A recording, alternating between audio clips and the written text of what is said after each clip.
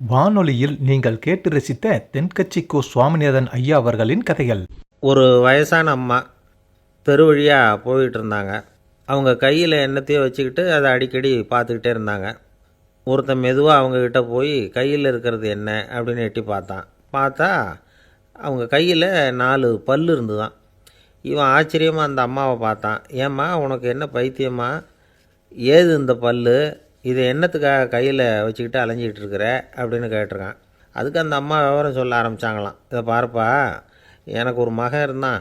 அவனை ரொம்ப செல்லமாக வளர்த்தேன். அவனை தரையிலேயே நடக்க விடுறதில்ல, எப்பவும் தூக்கி வச்சுக்கிட்டு இருப்பேன். அவன் நல்லா பெரியவனாகி பள்ளிக்கூடம் போகிறப்ப கூட அவன் புஸ்தக மூட்டையை நான் தான் சுமந்துக்கிட்டு போவேன்.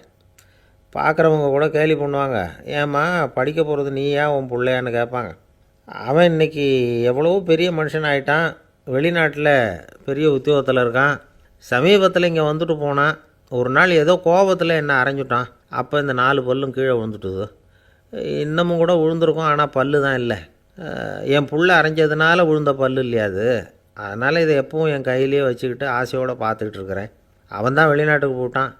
அவனை பார்க்க முடியாத ஏக்கத்தை நான் இந்த பல்லை பார்த்து போக்கிக்கிறேன் அப்படின்னு நாங்களாம் அந்த அம்மா. இந்த கதை எதுக்காகன்னா, தாய் அன்பு அப்படிங்கிறது எப்படிப்பட்டதுங்கிறத புரிஞ்சுக்கிறதுக்காக. கல்யாணம் ஆனதுக்கப்புறம் தாயை மறந்து விடுறவங்க எத்தனை பேர் இந்த உலகத்தில்? அவங்க காதில் வேணுங்கிறதுக்காக தான் இந்த தகவல். ஆனால் ஒரு விஷயம் மட்டும் நல்லா புரிஞ்சுக்கணும். தாயை மதிக்க தெரிஞ்சவங்க தான் இன்றைக்கி வாழ்க்கையில் எல்லா விதத்துலேயும் முன்னுக்கு வந்திருக்கிறாங்க. வேணும்னா விசாரித்து பார்த்துக்குங்க. இன்னொரு அம்மா இருந்தாங்க. அவங்க தினமும் ஒரு கோயிலுக்கு வருவாங்க. சாமியை பார்த்து, கடவுளே, நான் இறந்து போனால் நரகத்துக்கு போகணும் அப்படின்னு வேண்டிக்குவாங்களாம்.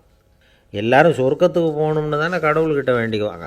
இந்த அம்மா தினம் நான் நரகத்துக்கு போகணும் அப்படின்னு வேண்டிக்கிறாங்க. அங்கே இருந்த அர்ச்சகருக்கு இது சந்தேகம். ஒரு நாள் அதை நேரடியாகவே அவங்கக்கிட்ட கேட்டுவிட்டார். அதுக்கு அந்த அம்மா பதில் சொன்னாங்களாம், ஐயா, எனக்கு கல்யாணம் ஆகி ரொம்ப நாள் வரைக்கும் குழந்தை பாக்கியம் இல்லாமல் இருந்தது. கோயில் குளம் எல்லாம் சுற்றி வந்தேன். ரொம்ப நாள் கழித்து ஒரு குழந்தை பிறந்தது, ஆண் குழந்தை. அவனை நான் ரொம்ப செல்லம் கொடுத்து வளர்த்தேன். அதோட விளைவு என்ன ஆச்சுன்னா, அவன் ரொம்ப மோசமாக ஆகிட்டான். கெட்ட பழக்க வழக்கம்லாம் கற்றுக்கிட்டான். அவன் இறந்து போனால் நிச்சயம் அவனுக்கு நரகம்தான் கிடைக்கும். அந்த அளவுக்கு கெட்டவன் அவன். அப்படிப்பட்ட காரியங்கள்லாம் பண்ணிகிட்ருக்கான், எனக்கு தெரியும். இவனுக்காக நரகத்தில் கூட யாரும் தயவு காட்ட மாட்டாங்க, தாட்சண்யம் காட்ட மாட்டாங்க. அதனால் இவனுக்கு முந்தி நான் இறந்து நரகத்துக்கு போயிட்டா அங்கே இவனை கவனிச்சிக்கலாமே, இவனுக்கு பணிவிடை செய்யலாமேன்னு பார்க்குறேன் அப்படின்னு நாங்களாம். அதனால தான் நான் நரகத்துக்கு போகணும்னு தினம் ஆண்டவனை வேண்டிகிட்டு இருக்கிறேன் அப்படின்னு கண்கலங்கி அந்த அம்மா சொன்னாங்களாம். அதுதான் தாய் உள்ளம்ங்கிறது. தாயின் பெருமையை சரியாக உணர்ந்துட்டா அவங்களுக்கு எப்பவும் எந்த கஷ்டமும் வராது. இது ஏதோ உபதேசத்துக்காக சொல்கிற வார்த்தை இல்லை, உண்மையான வார்த்தை. இந்த விவரத்தையெல்லாம் நண்பர் ஒருத்தர்கிட்ட சொல்லிக்கிட்டு இருந்தேன். அவர் கொஞ்ச நாள் கழித்து என்னை தேடி வந்தார். அவர் கையிலேயும் 4 பல் வச்சுருந்தார். என்னங்க ஆச்சு, ஏதுங்க இந்த பல் அப்படின்னு விசாரித்தோம். உங்கள் உபதேசத்தை கேட்டுவிட்டு இந்த உலகத்தில் எல்லாரையும் தாயாக நினைக்க ஆரம்பிச்சிட்டேன். ஒரு அம்மாவை கடத்தரில் பார்த்து தாயேன்னு கூப்பிட்டேன். அவங்க உடனே பலார்னு என்னை அரைஞ்சிட்டாங்க. பல் விழுந்துட்டுது. அதை தான் பொறுக்கி எடுத்துக்கிட்டு நேராக உங்களை தேடி வந்துக்கிட்டு இருக்கிறேன்னார். தாயேன்னு தானே கூப்பிட்டீங்க, அதுக்கு ஏன் அரைஞ்சாங்க அப்படின்னு கேட்டோம். நான் தாயேன்னு கூப்பிட்டது அவங்க காதில் நாயேன்னு விழுந்துட்டு தான், அதுதான் இப்படி ஆயிட்டுது அப்படின்னார். ஊருக்கு வெளியில் அமைதியான ஒரு இடம், அங்கே ஒரு ஆசிரமம், அங்கே ஒரு சாமியார். அவர் தினமும் நல்ல போதனைகள்லாம் செய்வார். பல பேர் போய் அங்கேயே சில நாள் தங்கி இருந்து அவர் சொல்கிற அறிவுரைகளை எல்லாம் கேட்டுக்கிட்டு வர்றது வழக்கம். ஒரு தடவை அவரை பார்த்துட்டு போகிறதுக்காக 3 வெளியூர் தம்பதிகள் வந்தாங்களாம். அந்த மடத்திலேயே சாப்பிட்டுக்கிட்டு தங்கியிருந்து அவங்களுடைய போதனைகளை கேட்டுக்கிட்டு போகணுங்கிறது அவங்க நோக்கம். காலையில் குளிச்சுட்டு பூஜையில் உட்காந்தார் அந்த சுவாமி. இவங்களும் குளிச்சுட்டு அந்த பூஜையை பார்க்குறதுக்காக அவர் முன்னாடி உட்காந்தாங்க. பூஜை ஆரம்பமாச்சு. சம்பிரதாயப்படி அது ரொம்ப நேரம் நடந்துக்கிட்டே இருக்குது. இவங்களுக்கு நல்ல பசி இருந்தாலும் இந்த நேரத்தில் அதை எப்படி வெளியில் காட்டிக்கிறது? பேசாமல் இருந்தாங்க. அந்த சுவாமி பூஜையை முடித்தார். அதுக்கப்புறம் பேச ஆரம்பித்தார். பேச்சு அருமையாக தான் இருந்தது, அமிர்தமாக தான் இருந்தது. இருந்தாலும் இவங்களுக்கு இருக்கிற வயிற்று பசி அது சரியாக கவனிக்க விடலை. அந்த சுவாமியே இதை கவனித்ததாக தெரியல. இவங்களுக்கு மனசுக்குள்ளே ஒரு எண்ணம், உள்ளே சாப்பாடு தயாராகிட்டு இருக்கும் போல் இருக்குது. இந்த பேச்சு முடிஞ்சது நம்மளை உள்ளே அழைச்சிட்டு போய் சாப்பாடு போடுவாங்கன்னு நினைக்கிறோம் அப்படின்னு இவங்களாம் நினச்சிக்கிட்டாங்க. ஆனால் சுவாமி இதை பற்றி எதுவுமே பேசலை, கண்டுக்கலை. ஒரு அம்மாவால் அதுக்கு மேலே சும்மா இருக்க முடியுமா? முடியல. சாப்பாட்டை கவனிக்கலாமா அப்படின்னு சொல்லி மெதுவாக ஆரம்பித்தாங்க. ஓ கவனிக்கலாமே அப்படின்னு உள்ளே அழைச்சிட்டு போனார் சுவாமி. இவங்க ரொம்ப அவசரமாக எழுந்திருச்சு உள்ளே ஓடினாங்க. அங்கே ஒரு மேஜை மேலே ஒரு கிண்ணம் மூடி இருந்தது. ஓ இதுதான் சாப்பாட்டு மேஜை போல இருக்குது, இங்கே சாப்பாடு வந்துடும் அப்படின்னு நினச்சாங்க. உடனே போய் சுற்றி உக்காந்துக்கிட்டாங்க. சுவாமி அந்த கிண்ணத்தை எடுத்து அந்த அம்மா கிட்ட கொடுத்தார். அவங்க அதை வாங்கி மூடியை திறந்து பார்க்குறாங்க. உள்ளே ஒரு சாவி இருக்குது. ஓ சரிதான், இது சமையலறை சாவி போல் இருக்குது, அங்கே போய் அதை திறந்து சாப்பாட்டை நாமே எடுத்துக்கிட்டு வந்து இங்கே வச்சுக்கிட்டு சாப்பிட்ணும் போல இருக்குது அப்படின்னு நினச்சாங்க. சாவி இருக்கு இல்லையா, வாங்க பூட்டு நிறையா காட்டுறேன் அப்படின்னு சுவாமி அவங்கள அழைச்சிட்டு போனார், காட்டினார். இவங்க அந்த அறையை ரொம்ப ஆவலோடு திறந்தாங்க. உள்ளே பார்த்தா அங்கே அரிசி, பருப்பு, விதவிதமான காய்கறி எல்லாம் இருக்குது. சமையலுக்கு வேண்டிய மிளகாய், எண்ணெய், பால், தயிர், நெய் இப்படி எல்லாமே இருக்குது. அடுப்பு, விறகு, நெருப்பு போட்டி அது கூட அங்கே இருக்குது. சாப்பாடு தயாராக இருக்கும்னு நினச்சிக்கிட்டு போனால் இப்படி இருக்குதே அப்படின்னு சொல்லி அதை பார்த்ததும் ரொம்ப சோர்ந்து போட்டாங்க அவங்க. சுவாமி என்ன இது சாப்பாடு இல்லையா அப்படின்னாங்க. அதுதான் சாப்பாட்டுக்கு வேண்டிய எல்லாம் இங்கே இருக்குதே, அடுப்பு மூட்டி நீங்கள் தான் அவங்கவுங்க ருசிக்கு தகுந்த மாதிரி சமைச்சிக்கணும்.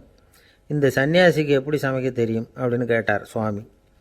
சாப்பாடு தயாராக இருக்கும்னு நாங்கள் எதிர்பார்த்தோம் அப்படின்னாங்க. நீங்கள் இப்படி சொல்லுவீங்கன்னு நானும் எதிர்பார்த்தேன். இது வரைக்கும் நான் எவ்வளவோ தத்துவம்லாம் எடுத்து சொன்னேன். எல்லாத்தையும் விட இதுதான் அனுபவபூர்வமான தத்துவம். ஆண்டவன் நமக்கு நல்ல மனசை கொடுத்துருக்குறான், நல்ல வாய்ப்புகளையும் தந்திருக்கிறான், அதையெல்லாம் பயன்படுத்திக்கக்கூடிய மூளையையும் சிந்தனையையும் கொடுத்துருக்குறான். அதனால் அடுப்பை தான் நீங்கள் மூட்டணும், அடுப்பை நீங்கள் தான் மூட்டணும், உங்களுக்கு உகந்ததை நீங்கள் தான் சமைச்சு ருசித்து அனுபவிக்கணும். ஆண்டவனே அதை செஞ்சுக்கிட்டு இருக்க மாட்டான் அப்படின்னாராம் அந்த சுவாமி. நம்முடைய வாழ்க்கையில் பல நல்ல பலன்களை பெறுறதுக்கு நாம் தான் முயற்சி பண்ணணும். அதுக்குரிய சூழ்நிலையை தான் ஆண்டவன் கொடுப்பானே தவிர அதை விளக்கிறதுக்காக தான் அந்த சுவாமி அப்படி செஞ்சு காட்டியிருக்கிறார். இது ஒரு பெரியவர் இப்படி ஒரு விளக்கம் கொடுத்தார். அதுக்கப்புறம் அந்த 3 தம்பதிகளும் தெளிவடைஞ்சுட்டாங்களாம். நாம் தெளிவடைகிறது எப்போங்கிறது தான் தெரியல அப்படின்னு பல பேர் இதை கேட்டுட்டு சொல்லிகிட்டு இருக்கிறாங்க. இந்த கதையை நம்முடைய நண்பர் ஒருத்தர்கிட்ட சொன்னேன். அந்த நண்பர் ரொம்ப சந்தோஷப்பட்டார். நீங்கள் சொல்கிறது கரெக்டு சார், ஆனால் நான் அதை விட ஒரு படி மேலே சார். எனக்கெல்லாம் அரிசி பருப்பு இருக்கிற ரூம் எதுன்னு கையை காட்டிட்டா போதும், உடனே கிண்ணத்துலேருந்து சாவியை எடுத்து கொடுக்கணுங்கிற அவசியம்லாம் இல்லை எனக்கு. அப்புறம் எப்படி ரூமை திறந்துருவீங்க அப்படின்னு கேட்டேன். பூட்டை உடச்சி திறந்துருவேன், அதுதான் எனக்கு பழக்கம் அப்படிங்கிறார். ஐயா என்னுடைய நூல் வெளியீட்டு விழாவுக்கு அவசியம் நீங்கள் வரணும் அப்படின்னு கூப்பிட்டார் ஒருத்தர். எப்போ வரணும்னு கேட்டேன். அடுத்த வாரம்னார். சரி புத்தகம் தயாராகிட்டுதா அப்படின்னேன். நாளைக்கு தான் அச்சிக்க கொடுக்க போகிறேன்னார். என்னங்க இது, புத்தகம் அச்சிடுறதுக்கு முன்னாடியே அழைப்புதழை அச்சடிச்சு விட்டீங்களே அப்படின்னு கேட்டேன். அதனால் என்னங்க, அந்த காலம் மாதிரி அப்போல்லாம் அச்சுக்கலை எவ்வளவோ முன்னேறியாச்சுங்க. Linotype, monotype, phototype, laser இப்படி என்னென்னமோ வந்தாச்சு. இன்றைக்கி கொடுத்தா நாளைக்கே புத்தகம் தயார் அப்படின்னார். இப்படி இந்த அளவுக்கு முன்னேறி இருக்கிற இந்த அச்சுக்கலை ஆரம்பத்தில் எப்படி இருந்தது தெரியுமா?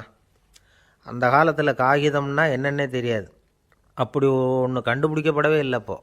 அப்போல்லாம் எதையாவது ஒன்று எழுதணும்னா அதுக்கு ஆட்டு தோலை தான் பயன்படுத்தி இருக்கிறாங்க. கண்ணுக்குட்டி தோல் கூட அதுக்கு உபயோகப்பட்டு தான். ஐரோப்பாவில் இருந்த பாதிரியார்கள் தோலில் எழுதப்பட்ட புத்தகத்தை தயாரிக்கிறதுல ரொம்ப கெட்டிக்காரங்களாம்.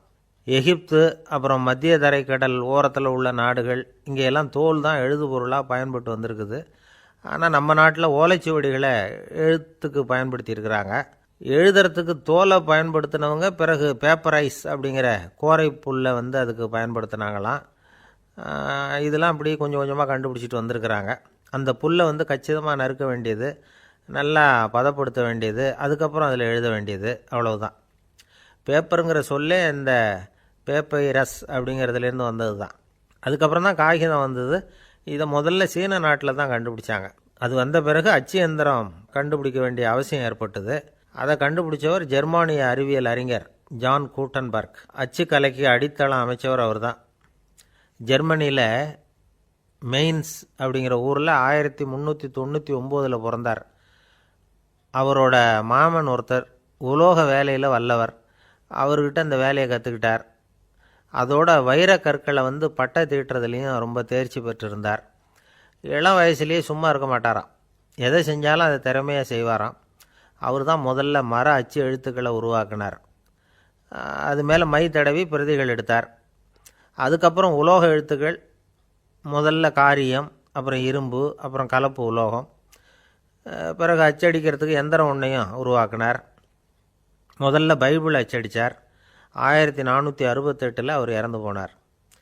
16ஆம் நூற்றாண்டில் மேலை நாடுகளிலிருந்து மர எழுத்துக்களை கொண்டுக்கிட்டு வந்து தமிழ்நாட்டில் கிறிஸ்தவ நூல்களை அச்சிட்டாங்க.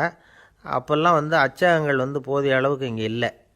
அதுக்கு என்ன காரணம்னா, இந்தியர்கள் அச்சகங்களை நடத்தக்கூடாது அப்படின்னு சட்டம். 1835 வரைக்கும் அந்த சட்டம் நடைமுறையில் இருந்தது. இந்த நிலைமையில் அங்கேயும் இங்கேயுமா 1-2 அச்சகங்கள் ஆரம்பமாச்சு.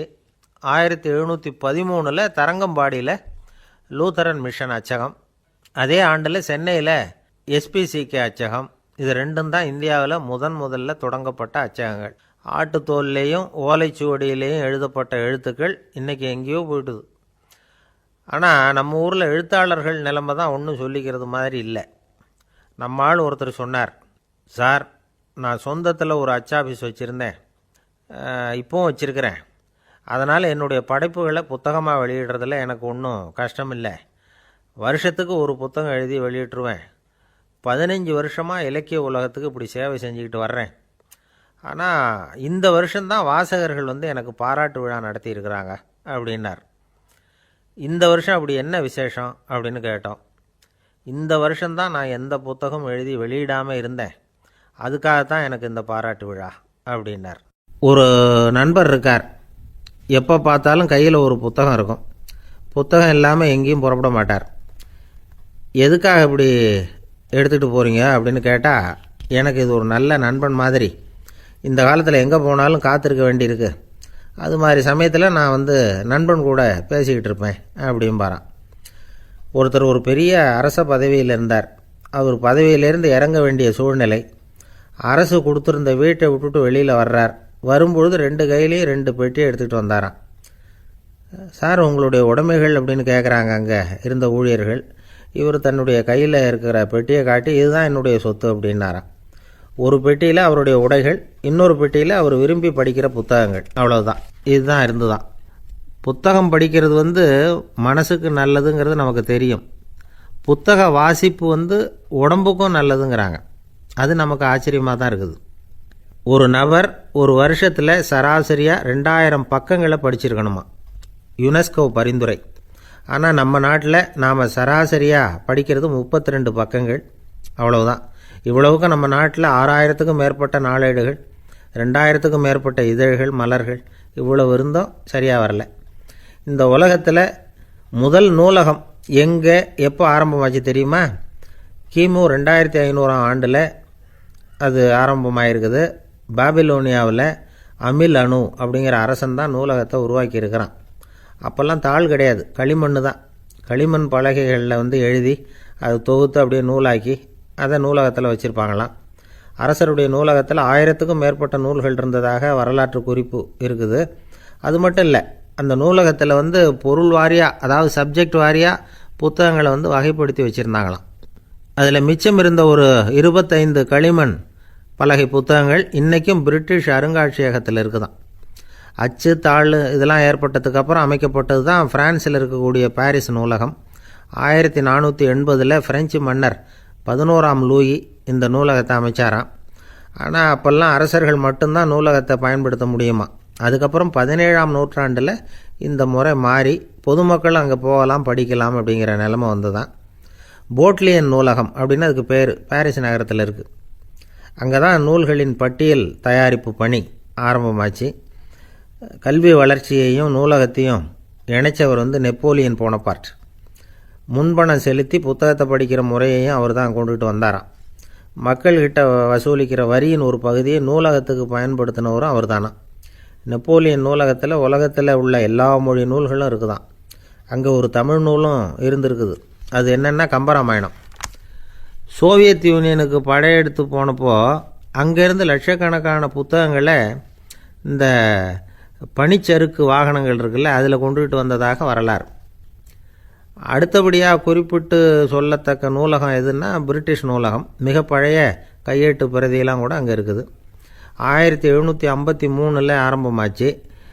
அதில் உள்ள நூல்களை வரிசையாக அடுக்கினா 180 கிலோமீட்டர் நீளத்துக்கு வருமா. மிகப்பெரிய நூலகம். அமெரிக்க தலைநகர் வாஷிங்டனில் இருக்குதான். இந்தியாவை பொறுத்த வரைக்கும் பெரிய பழைய நூலகம் எதுன்னா கல்கத்தா நூலகம். எல்லா இந்திய மொழி நூல்களும் இங்கே உண்டு. மகாகவி பாரதியார் நடத்தின இந்தியாங்கிற இதழின் எல்லா பிரதிகளும் அங்கே பாதுகாப்பாக இருக்குது. படிக்கும் பழக்கம் இங்கே வளர வேண்டியிருக்குது. ஒருத்தர்கிட்ட ஒரு புஸ்தகத்தை கொடுத்து விமர்சனம் எழுத சொல்லியிருந்தாங்க. கொஞ்ச நாள் கழித்து அவரை போய் பார்த்து, என்னங்க புஸ்தகத்தை படித்து பார்த்தீங்களா அப்படின்னு கேட்டாங்களாம். இதுக்கு அவர் சொல்லியிருக்கிறார், இன்னும் நான் படித்து பார்க்கலிங்க, இப்போ தானே விமர்சனமே எழுதி முடிச்சிருக்கிறேன், இனிமே தான் படிக்கணும் அப்படின்னாராம். ஒருத்தர் அவசரமாக போய்கிட்டு இருந்தார். எங்கே போய்கிட்டு இருக்கீங்க அப்படின்னு கேட்டார் ஒரு பெரியவர். கடைக்கு போகிறேன் சார், சாமான் வாங்கிறதுக்கு அப்படின்னார். அங்கே போகிறதுக்கு முன்னாடி தெரிஞ்சிக்க வேண்டியதெல்லாம் தெரிஞ்சுக்கிட்டீங்களா அப்படின்னு கேட்டார் பெரியவர். கடைக்கு போய் காசை கொடுத்து ஒரு பொருளை வாங்கிட்டு வரப்போகிறோம், இதில் தெரிஞ்சிக்க வேண்டியது என்ன இருக்குது அப்படின்னார் அலட்சியமாக. இப்போ அந்த பெரியவர் பேச ஆரம்பித்தார். இந்த உலகத்தில் எந்த ஒரு செயலில் இறங்குறப்போவும் நாம் நல்லா ஆலோசனை பண்ண வேண்டிய விஷயம் 5 அப்படின்னார். உதாரணமாக, ஒருத்தன் கடைக்கு போய் ஏதோ ஒரு பொருளை வாங்கிட்டு வர போகிறான்னு வச்சுக்கங்களேன். அப்போ கூட அவன் 5 விஷயங்களை பற்றி தெரிஞ்சுக்க வேண்டியிருக்குது அப்படிங்கிறார் அவர். முதல்ல அந்த பொருள் எப்படிப்பட்டது அப்படிங்கிறத தெரிஞ்சுக்கணும். ரெண்டாவதாக தன்னை பற்றியும் தெரிஞ்சுக்கணும். அப்போ தான் அந்த பொருள் தனக்கு தேவையா இல்லையா அப்படிங்கிறத புரிஞ்சுக்க முடியும். மூணாவதாக தெரிஞ்சுக்க வேண்டியது ஒன்று இருக்குது. அது என்னென்னா, அந்த பொருளை அடையிறதுக்கு வழி என்ன அப்படிங்கிறத தெரிஞ்சுக்கணும். அதாவது எவ்வளவு பணம் கொடுத்தா அது கிடைக்கும், இது மாதிரியான விஷயங்கள். நாலாவதாக அந்த பொருளை அடையிறது மூலமாக நாம் அடையக்கூடிய பயன் என்ன அப்படிங்கிறதையும் உணரணும். அஞ்சாவது, அந்த பொருளை அடையிறதுல இருக்கக்கூடிய தடை எது அப்படிங்கிறதையும் நாம் தெரிஞ்சுக்கணும். பெரியவர் பேசுகிறது ஏதோ தத்துவம் மாதிரி தெரியுது இல்லையா? தத்துவம்தான். அதாவது இப்படி உலகியல் வாழ்க்கையில் சின்ன சின்ன விஷயங்கள்லேயே நாம் 5 விஷயங்களை தெரிஞ்சுக்க வேண்டியிருக்குது. அது ரொம்ப அவசியமாக இருக்குது. பேரின்ப நிலைன்னு சொல்கிறாங்கள்ல, அது மாதிரி பெரிய சமாச்சாரங்கள்லேயும் இந்த 5 விஷயங்களை நாம் தெரிஞ்சுக்க வேண்டியிருக்குது. அதுக்கு பேர் என்னன்னா அர்த்த பஞ்சகம். வைணவ சமயத்தில் அர்த்த பஞ்சகம்ங்கிறது ரொம்ப பெரிய விஷயம். கடைக்கு போகிறது மாதிரி கடவுளை பார்க்க போகிறப்பவும் நாம் 5 விஷயங்களை தெரிஞ்சுக்கணுமா. முதல்ல பரம்பொருள் அப்படிங்கிறது என்ன, அதோட தன்மைகள் என்ன, இதை தெரிஞ்சுக்கணும். இதுக்கு பேர் என்னென்னா பரமாத்ம ஸ்வரூபம் அப்படின்னு பேர். ரெண்டாவது, நாம் யார், நம்மோட தன்மை என்ன அப்படிங்கிறத தெரிஞ்சுக்கணும். நான் யாருன்னு எனக்கே தெரியலைங்கிறப்போ இதை நான் சொல்கிறேன்னு இது என்னுடையதுன்னு சொல்கிறது தப்பு தானே. அப்புறம் மூணாவது விஷயம், பரம்பொருளை நாம் அடையிறதுக்கு வழி எது, இதை தெரிஞ்சுக்கணும். இது உபாய ஸ்வரூபம் அப்படின்னு பேர். நாலாவது விஷயம், நாம் அடைய வேண்டிய பயன்கள் என்ன அப்படிங்கிறத தெரிஞ்சுக்கிறது. இதுக்கு புருஷார்த்தம் அப்படின்னு பேர். அஞ்சாவது, அந்த பயனை அடைய விடாமல் தடுக்கிற தடைகள் யாவை அப்படிங்கிறத தெரிஞ்சுக்கிறது. இது விரோதி ஸ்வரூபம். இதைத்தான் தடையியல் அப்படின்னு சொல்கிறாங்க. அதாவது பரமாத்மாவை பற்றிய அறிவு, ஜீவாத்மாவை பற்றிய அறிவு, உபாயம் பற்றிய அறிவு, புருஷார்த்தம் பற்றிய அறிவு, இந்த 4 அறிவுக்கும் எதிரடையாக, அதாவது அதையெல்லாம் தப்பாக புரிஞ்சுக்கிறதால உண்டாகக்கூடிய அறிவு விரோதி ஸ்வரூபம். என்ன இது தகவலில் ஏதாவது கதை சொல்லுவீங்கன்னு பார்த்தா ஏதோ தத்துவம் பேசிகிட்டு இருக்கிறீங்களே அப்படின்னு நினைக்கலாம். இதுவும் தெரிஞ்சிக்க வேண்டிய ஒரு பெரிய விஷயந்தான். காதில் போட்டு வச்சா எப்போவாவது உபயோகப்படும். என்னுடைய நண்பர் ஒருத்தர் ஒரு நாள் என்கிட்ட சொன்னார், சார், அடுத்த மாதம் தஞ்சாவூரில் ஒரு கல்யாணம், போகிறதா வேண்டாமா அப்படின்னு ஒரே குழப்பமாக இருக்குது அப்படின்னார். நான் உடனே இந்த அர்த்த பஞ்சக உபதேசம் பண்ண ஆரம்பித்தேன். அவர் எல்லாத்தையும் பொறுமையாக கேட்டுவிட்டு, சரி சார், நான் போகிறதுன்னு முடிவு பண்ணிவிட்டேன்னார். எப்படி இந்த முடிவுக்கு வந்தீங்க அப்படின்னு கேட்டேன். அவர் சொன்னார், சார், அந்த 2வது பாயிண்ட் ஒன்று சொன்னீங்களே, அதை புரிஞ்சுக்கிட்டதுக்கு அப்புறம்தான் இந்த முடிவுக்கு வந்தேன் அப்படின்னார். என்ன 2வது பாயிண்ட்டுன்னு? அதாவது தன்னை பற்றி புரிஞ்சுக்கணும் அப்படின்னு சொன்னீங்க. உடனே என்னை பற்றி புரிஞ்சுக்கிட்டேன், நான் யாருங்கிறது எனக்கு தெரிஞ்சுது, உடனே போகிறது தான் நல்லதுன்னு முடிவு பண்ணிவிட்டேன்னார். நீங்கள் யாருன்னு கேட்டேன். நான் தான் சார் அந்த கல்யாணத்தில் தாலி கட்ட வேண்டிய மாப்பிள்ளை அப்படின்னார்.